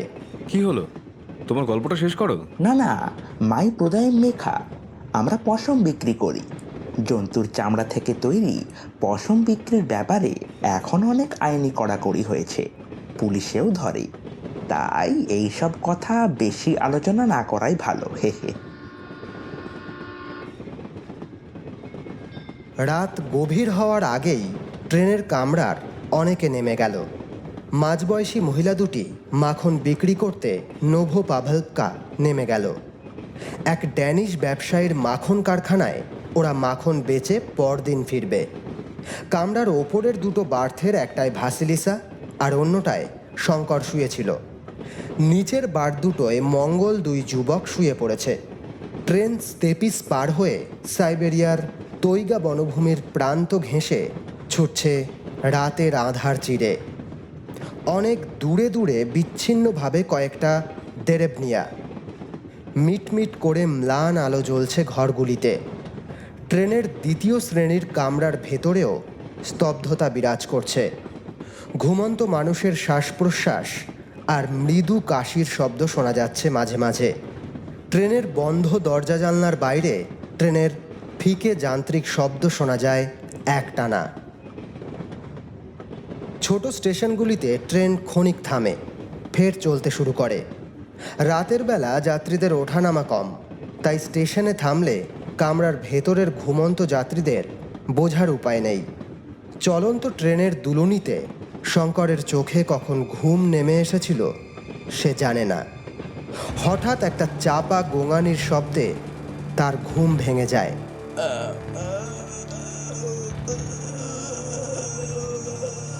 চোখ খুলে সে বুঝতে পারে ট্রেনটা থেমে আছে। গোঙানির শব্দটা ট্রেনের ভেতর থেকেই আসছে। কোনো মানুষকে শ্বাসরোধ করলে যেমন গোঙানির শব্দ হয়, এই শব্দটা সেরকম। শঙ্কর উঠে বসে। পাশের উপরের বার্থে ভাসিলিসারও ঘুম ভেঙে গেছে। কামরার অন্ধকারে কিছু ঠাহর করা মুশকিল। হঠাৎ ভাসিলিসা নিচের একটা বার্থের দিকে তাকিয়ে ভয়ার্ত গলায় চেঁচিয়ে ওঠে। সেদিকে তাকিয়ে শঙ্কর বুঝতে পারে নিচের বার্থে যেখানে মঙ্গল ছেলে দুটি শুয়েছিল সেখান থেকেই আসছে শব্দটা। ওখানে কেউ দাঁড়িয়ে আছে। ওপরের বার্থ থেকে লাফিয়ে নেমে আসে শঙ্কর। মঙ্গল যুবক গাঞ্জরিককে কেউ শ্বাসরোধ করে মারার চেষ্টা করছে। শঙ্কর ধাওয়া করতেই আততায়ী গাঞ্জরিককে ফেলে কামরা থেকে বেরোনোর জন্য দরজার দিকে ছুটতে থাকে। ট্রেন রাতের অন্ধকারে তখন নির্জন এক বনভূমির ধারে দাঁড়িয়ে আছে। কামরার অন্ধকারে শঙ্কর আবছা আভাসে বোঝে আততায়ী একজন খর্বাকার শক্তপোক্ত মানুষ। ইতিমধ্যে ভাসিলিসার চিৎকারে কামরার অনেক যাত্রীরই ঘুম ভেঙে গেছে। বাদবায়ার একটি আলো জ্বেলে নিয়েছে। শঙ্কর আততায়ীকে তাড়া করে দরজার কাছে পৌঁছানোর আগেই সেই খর্বাকার লোকটা দরজার বাইরে অন্ধকারে ঝাঁপ দিয়েছে। শঙ্কর দেখে ঠিক রেল লাইনের ধারে এক ঘোড়ায় চড়া আরোহী অপেক্ষায় ছিল। সে আততায়ীর নাগাল পাওয়ার আগেই লোকটা লাফিয়ে অশ্বারোহীর পেছনে উঠে বসতেই ঘোড়াটা তীব্র বেগে ছুটে অন্ধকার বনভূমির ভেতর মিলিয়ে গেল। শঙ্কর কামরার ভেতর ফিরে এসে দেখে হুলুস্থুল কাণ্ড। আততায়ী পালাবার সময় কোনো ধারালো অস্ত্র দিয়ে গাঞ্জরিকের গলাটা চিরে দিয়ে গেছে। গল গল করে রক্ত বেরোচ্ছে। ভয়ানক সে দৃশ্য। বন্ধু বাদবায়ারের কোলে মাথা রেখে ছেলেটা ছটফট করছে। ভাসিলিসা কাটা জায়গায় একটা কাপড়ের টুকরো বেঁধে দিয়েছে। আশেপাশের কামরার লোকজন সবাই এসে ভিড় করেছে। ভয়ার্ত অসহায় চোখে দেখছে তারা। অতিরিক্ত রক্তক্ষরণের ফলে গাঞ্জরিক নিস্তেজ হয়ে যেন মৃত্যুর কোলে ঢলে পড়েছে।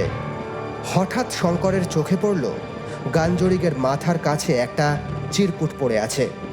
এগিয়ে গিয়ে শঙ্কর কাগজের টুকরোটা তুলে দেখে তাতে ইংরেজির আদ্যক্ষর পি লেখা। ভাসিলিসা চিরকুটটা হাতে নিয়ে ভালো করে দেখে বলে,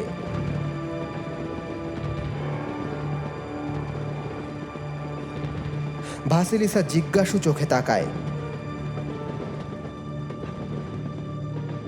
শঙ্কর তার চিন্তামগ্ন মুখটি তুলে বলে, সিরিলিক বর্ণমালার পি আসলে একজনের নামের আদ্যক্ষর, রোসোমাখা।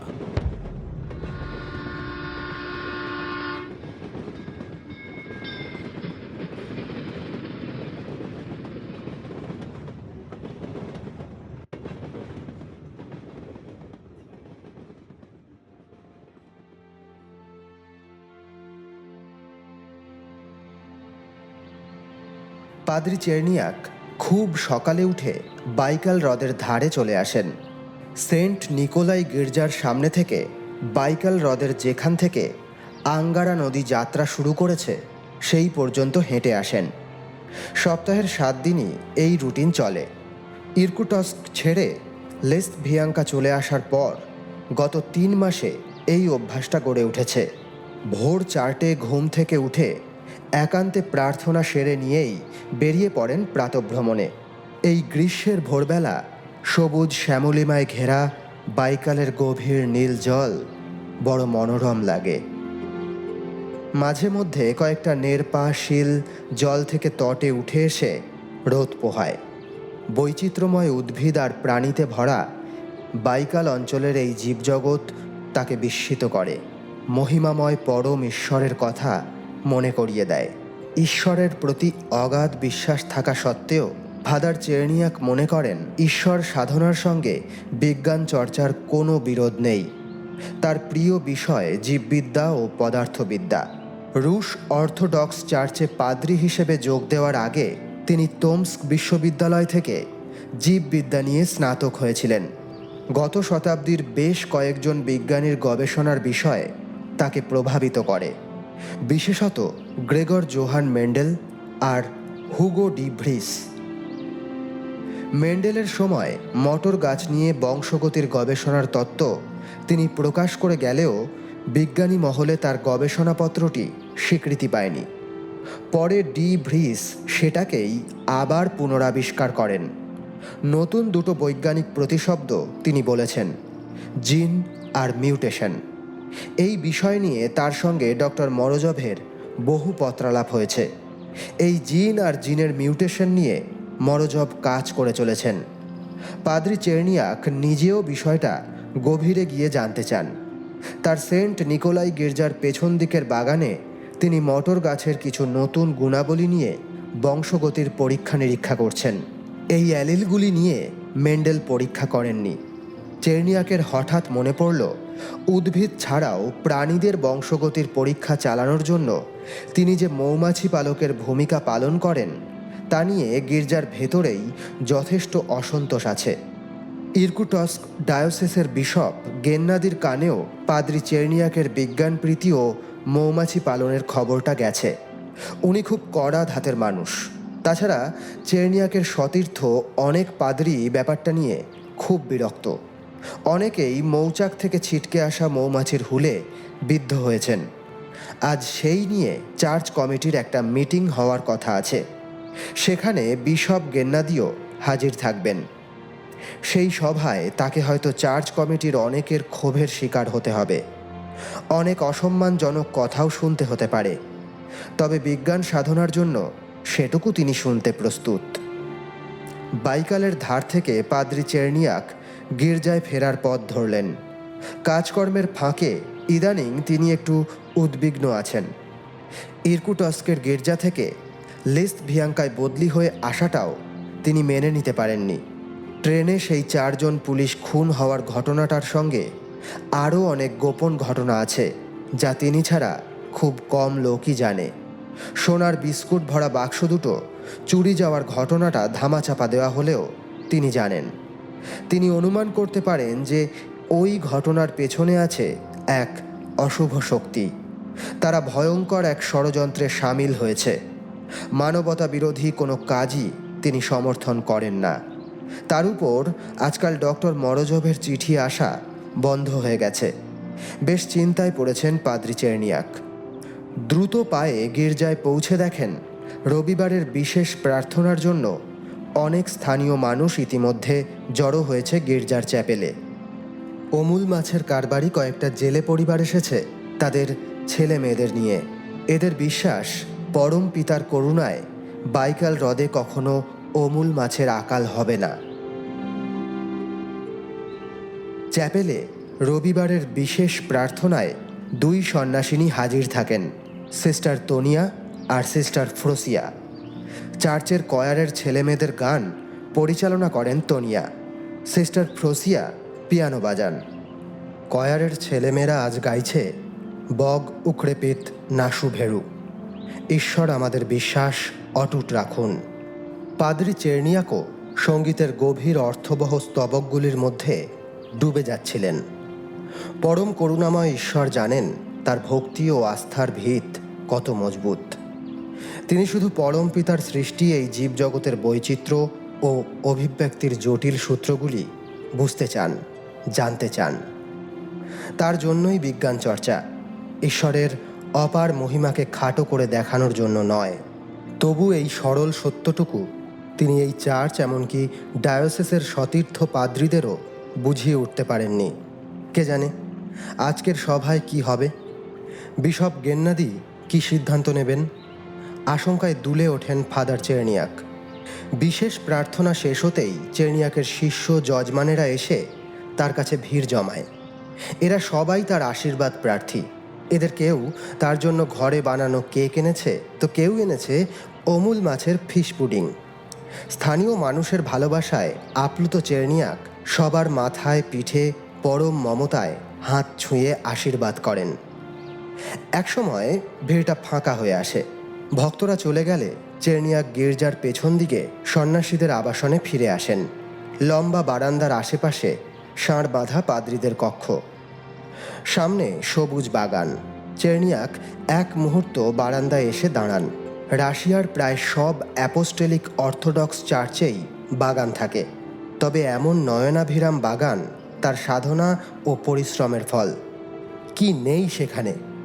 আঙুর, গুজবেরি, রাসবেরি, ব্লুবেরি, আপেল, নানা ধরনের গুল্ম জাতীয় মিষ্টি ফলের গাছ থেকে শুরু করে বাগানের সীমানা বরাবর বৃক্ষ জাতীয় পাইন, স্প্রুস, সিলভার ওক। তার বংশগতির গবেষণার জন্য তৈরি মটর গাছের ক্ষেতটি বাগানের দক্ষিণ পশ্চিম কোণে। মটর গাছের ক্ষেতের পাশেই পাদ্রী চেরনিয়াকের লালিত মৌচাকগুলি। তার জালি দেওয়া 3টি বাক্সে মৌচাকগুলি রাখা আছে। ইদানিং একটি মৌচাকের শ্রমিক মৌমাছিরা মৌচাক ছেড়ে উধাও হয়ে যাচ্ছে। মৌচাকে রানী মৌমাছিকে খাবার দাবার সহ রেখেই তারা পালাচ্ছে। চেরনিয়াক কোনো কারণ খুঁজে পাচ্ছেন না। জীবাণুর সংক্রমণ নাকি ডি ভ্রিজ সাহেবের জেনেটিক মিউটেশন, তিনি এখনও কোনো সিদ্ধান্তে পৌঁছতে পারছেন না। অথচ তিনি জানেন এ রহস্যের কোনো বৈজ্ঞানিক ব্যাখ্যা আছে। গবেষণালব্ধ কোনো সিদ্ধান্তে আসার আগে আরও পরীক্ষা নিরীক্ষা প্রয়োজন, কিন্তু তিনি কি সে সুযোগ পাবেন? বিশপ গেন্নাদি চার্চ কমিটির মিটিংয়ে কি সিদ্ধান্ত নেবেন একমাত্র ঈশ্বরই জানেন। ফাদার চেরনিয়াক খুব চিন্তাগ্রস্ত মুখে তার ঘরের দিকে হাঁটতে থাকেন। মধ্যাহ্নভোজ সেরে ফাদার চেরনিয়াক আবার চার্চের দিকে ফিরে আসেন। এখন বেলা 2টো বাজে। 3টে নাগাদ বিশপ গেন্নাদি এলে চার্চ কমিটির মিটিং শুরু হবে। সকাল থেকে চেরনিয়াক মনে মনে তার সপক্ষের যুক্তিগুলো সাজিয়েছেন। তিনি চার্চ কমিটির সভার আগে একান্তে পরমপিতার উপাসনা করে নিতে চান। ঈশ্বরের আশীর্বাদ যে কোনো প্রতিকূল অবস্থায় তার মনোবল বাড়িয়ে তোলে। গির্জায় এই সময় সিস্টার ফ্রোসিয়া বেদি, কাঁচের জানলা আর পবিত্র জলের পাত্রখানি পরিষ্কার করেন। ফাদার, আজ 3 জন কনফেশনাল বক্সে আপনার কাছে পাপ স্বীকার করতে এসেছেন। সিস্টার ফ্রোসিয়া এসে বলেন। প্রার্থনারত পাদ্রী চেরনিয়াক চোখ তুলে তাকান। কপালে সামান্য ভাঁজ। পাপ স্বীকারের অনুষ্ঠান সাধারণত শনিবারের বিকেলের দিকেই হয়। রবিবার সকালের বিশেষ প্রার্থনা ছাড়া অন্য অনুষ্ঠান থাকে না। তবে কখনো মানুষের পাপবোধ মনকে ভারাক্রান্ত করে তুললে অনেককে কনফেশনাল বক্সে সপ্তাহের অন্য দিনেও আসতে দেখা যায়। এই সব মানুষের মনের কষ্ট, অপরাধবোধ লাঘব করতে ফাদার চেরনিয়াক সব সময় তৈরি। তিনি একবার ঘড়িটা দেখে নেন। 2:30 বাজে। বিশপ গেন্নাদির পৌঁছতে এখনও আধ ঘন্টা বাকি। ফাদার চেরনিয়াক পাপ শিকারের কাঠের চেম্বারটির উল্টো দিকে গিয়ে দাঁড়ান। চেম্বারের ভেতর পাপি তাপি মানুষেরা এসে দাঁড়ান। মাঝখানে কাঠের জাফরি কাটা গবাক্ষ। পাপীরা এপাশে দাঁড়িয়ে তাদের পাপ স্বীকার করে তাদের হৃদয়ের ভার নামায়। স্যাক্রামেন্ট অফ পেনান্স, পাপ স্বীকারে প্রায়শ্চিত্ত। পাদ্রী সাহেব মন দিয়ে শোনেন তাদের কথা। তাদের মুখ দেখেন না, তাদের পরিচয় জানতে চান না। শুধু যন্ত্রণাক্লিষ্ট এক আত্মাকে পাপের ভার থেকে মুক্ত করেন। প্রথমজন এক ইউক্রেনীয় ব্যবসায়ী। সে তার অশিক্ষিত বন্ধুকে স্বল্প সুদে টাকা ধার দিয়েছিল।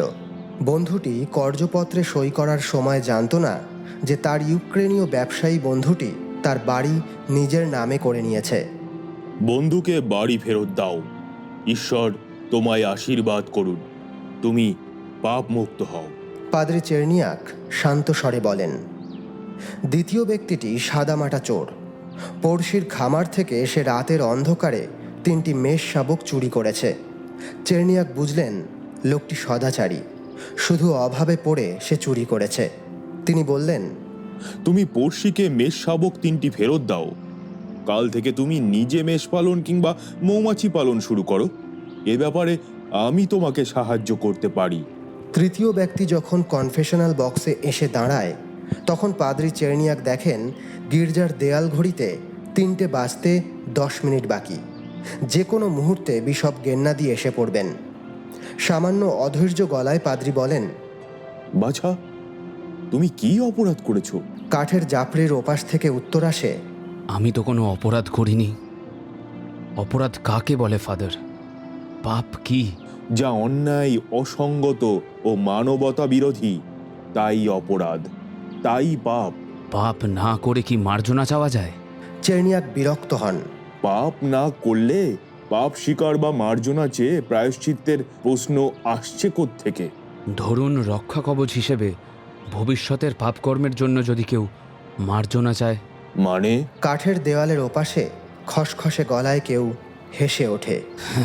এক মুহূর্তের নীরবতার পর কাঠের গবাক্ষের ভেতরে রাখা স্মিথ অ্যান্ড ওয়েসন মডেল 3 রিভলভারের লম্বা নলের ভেতর থেকে একটা গরম শীষের বুলেট ছুটে আসে। গুলিটা যখন পাদ্রি চেরনিয়াকের উন্নত নাকের উপর ঘন দুই ভুরুর মাঝখান দিয়ে প্রবেশ করে, তখন তার পলকহীন চোখে অপার বিস্ময়। কনফেশনাল বক্সের দেওয়ালে পিঠ ঘষে পাদ্রির দেহ মেঝে পড়ে যায়। তার দুটি নিথর চোখে তখনও বিস্ময়। কপালের মধ্যিখানের গভীর ক্ষত থেকে গড়াচ্ছে চটচটে লাল সান্দ্র তরল। আততায়ী লম্বা পদক্ষেপে গির্জা ছেড়ে যাওয়ার সময় পেছন ফিরে খসখসে গলায় বলে, বাগোস্লাভি মেনিয়া ইবো ইয়া গ্রিসেন, আমাকে আশীর্বাদ করুন, পাপ মুক্ত করুন, আমি পাপ করেছি। গির্জার ঘণ্টা ঘরে তখন 3টের ঘণ্টা বাজছে।